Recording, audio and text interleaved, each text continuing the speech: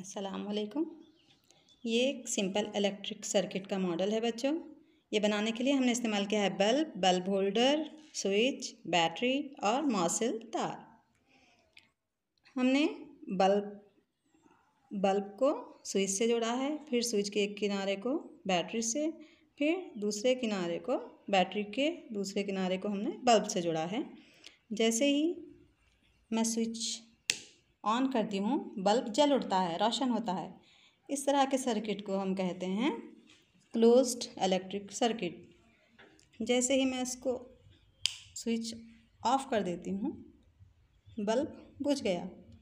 तो ये है ओपन इलेक्ट्रिक सर्किट, खुला बरक़ी दौर, और ये बंद बरक़ी दौर।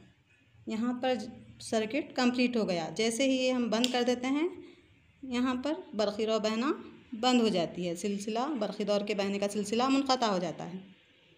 तो इस तरह से ये एक बहुत ही खूबसूरत सा छोटा सा इलेक्ट्रिक सर्किट का मॉडल है।